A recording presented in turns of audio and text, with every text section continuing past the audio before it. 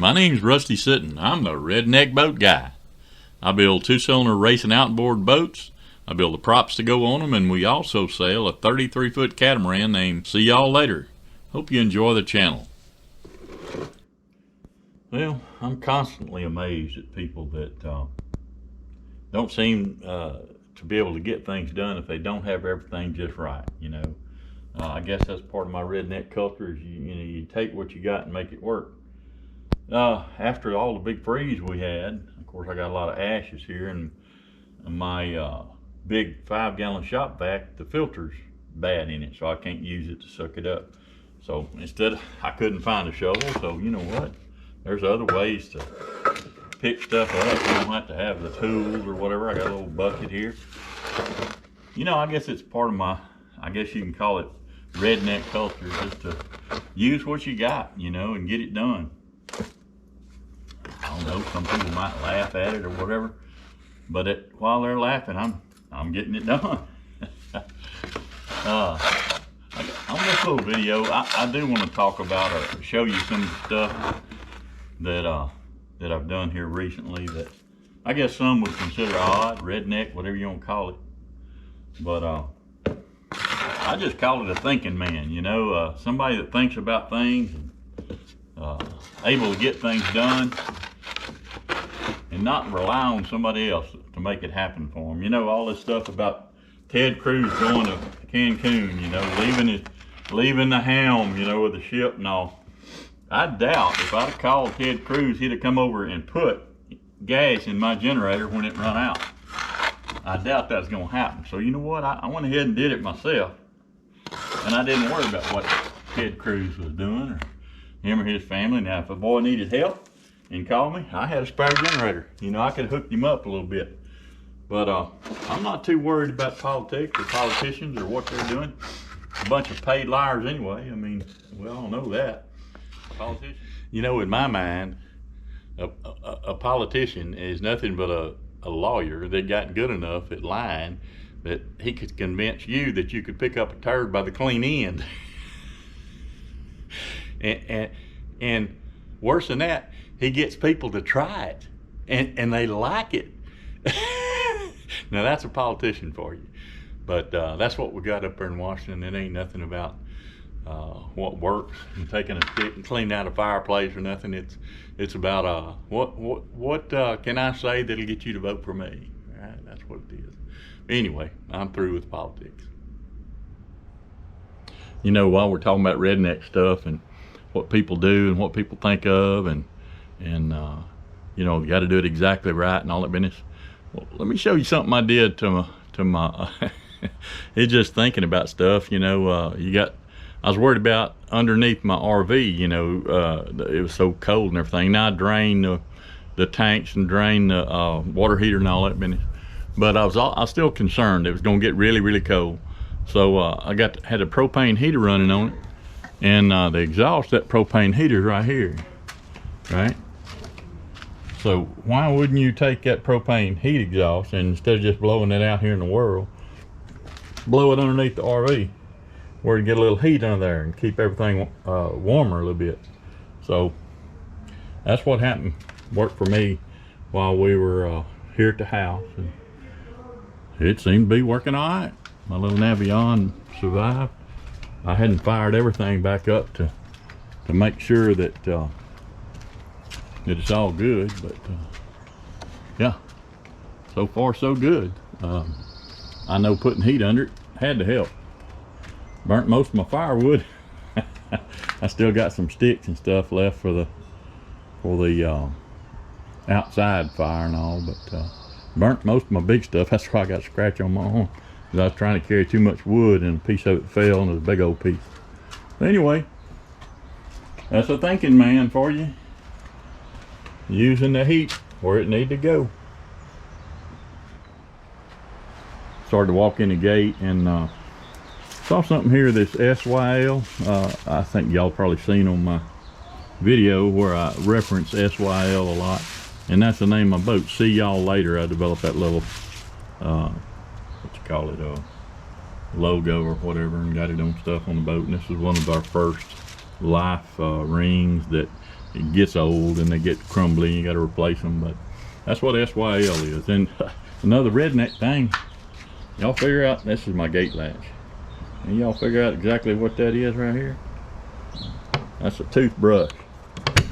That opens my gate and works out real good. So use what you got, don't you? All right, here we go. Well, you know, while we're discussing redneck-ology here, I kind of want to fess up something or talk to you a little bit about personality types. I've kind of I made a little bit of study on that, and it's interesting to me to talk about how different people think. And, you know, if you've watched some of my video before, I've mentioned that a little bit about, you know, people think different. You know, people process information different. And not everybody can be a redneck. Most people are semi-organized. And a redneck, it's hard for a redneck to get organized. He just kind of, he knows he can kind of figure it out as he goes, you know. That's the way it works. And so what I'm telling you, the things that I do and some of the things that you see me do and talking about redneck, it's not for everybody, you know, and I don't profess that this is the way to go, it's the way to do it. I guess what I'm trying to do is, if you've got something that you need done and you are that kind of person that needs to know what it's going to look like when you finish rather than just where to start, try it a little bit. You know, man, you can do it. You can absolutely do it. I'm telling you, if I can do it, brother, you can do it. My mama told me one time that she got a job as an x-ray technician, and she went in and was talking to the doctor and interviewing, and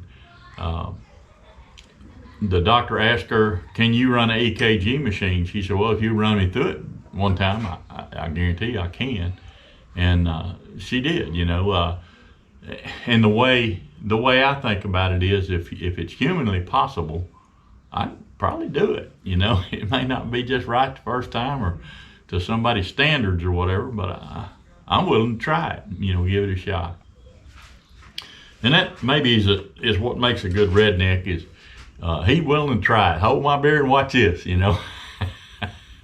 I know that's kind of the thing about a redneck is that a lot of people laugh about is they're willing to try it, you know. And some of them got enough, what would you say, care about them to where they can actually make it happen. Some of them don't. I've been involved with rednecks that the hold my beer and watch this crowd that, you know, they intend on screwing up, and they do regular, and it's laughable and fun. You'll see it, you can watch it on YouTube, you can look it up. They got people all over the YouTube and the internet that just they just do stupid stuff. But I think some are, I don't want to say more capable, but I'm kind of the guy that's got away with it a lot, you know, so I don't mind trying something. You know, there's kind of 4 types of people. There's a good book out, if you care to read, by Dr. Robert Rome. It's called Positive Personality Profile. And if you want to learn how to talk to people and how to get them to understand you and understand what you're saying, that's a really good place to start, because he talks about there's kind of 4 types of people, and you can identify them pretty quick. You know, there's the type of person that's a good starter, like me, you know, and they kind of figure their way out. And there's a good starter isn't really good at finishing up. You know, you get 90% of it done, that's probably all you need, you know. If I'm doing something on the computer on Excel, I don't need to read the book. I just need to figure out what numbers to hit 4 or 5 buttons, and I'm rolling, you know. I'm good at it. And then you got the other kind that are detail oriented. Well, you know, they're either people oriented, they're good starters, or they're detail oriented and they're good finishers. You know, but they lace their shoes up, they know where they're gonna go, they know what they're gonna do when they get there and how long it's gonna take. Anyway, so that's that part of it. And then you got a people person and a fact person. And everybody's kind of a mix of that, of people versus fact, and good starters and good finishers. So everybody's kind of a mix. And if you can figure out let's say you want this fella to go to the boat races with you, right? And you're gonna tell him, you know, and let's say he's a fact kind of guy. He wants to know the whole story before you go. You don't say, hey man, go get in the truck, we're fixing to go somewhere. What you tell him is, hey, we're gonna go to the boat races and I want you to go with me. I think there's some really smart people there, and I want to get your opinion on some of this stuff. You know, I know you got a good head on your shoulders, and you're a good guy, and I want to get your opinion. Not only your opinion, but this is how we're gonna do it. We're gonna take my truck, it's full of gas, and it won't take but a tank to get there. We'll get there at 9 o'clock. We'll spend all day there at the races, and I got a hotel room reserved. It's already set up. All we gotta do is go. And then we'll spend the next day racing, and we'll come back, and we'll be back at the house at 7:45, you know, in time to see whatever show it is. But if you tell him that and he's a detail person, you're gonna have a chance of getting him to go with you. You know, on the opposite side of it, if he's not a detail, he's more people oriented. What you tell him, the way he'll understand you, and so he'll have fun, is you tell him that, hey, there's gonna be some fun people there, let's go. And that's all it takes. That's all it takes. You don't talk about their chairs lined up in a row. You don't talk about when you're gonna be there or when you're gonna be back. You talk about the fun we're gonna have. So if you can identify the type of person that you're talking to, you can speak to him in a way he'll listen, he'll hear it.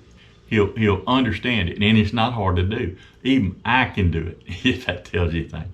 And you already know I'm a redneck. And but I want to talk about, you know, not everybody. I'm not advocating that everybody out there does it like I do. I think that's just wrong. I think that's one of the biggest miscalculations that people have and that people do in the world, is they want people, or they expect people to think like they do. And you'll get that every now and then, but most people don't. Most people don't think just like you do. So don't expect that, and you won't be disappointed. You figure out how they think, and you talk to them in a conversational way where you can understand how they think and you can address them that way, you'll be a lot better off. So I just want to put that out there about, you know, I talk about redneck and this and that, and, you know, I live in a pretty decent house, and, you know, I'm not living in a trailer house with no wheels on it and all. So I didn't mean that you've got to live backwoodsy or whatever, but just don't be afraid to try something. You know, if you're that detail type of person, and maybe you're not as much of a people person, kind of realize that there are folks that way. And the same on the opposite. You know, if you're a people person, realize there's detail people, and speak to them in a way they can understand it. Anyway, I wanted to share that, come out this morning, making a little short video. I'm gonna throw this up, and anyway, get her done, man.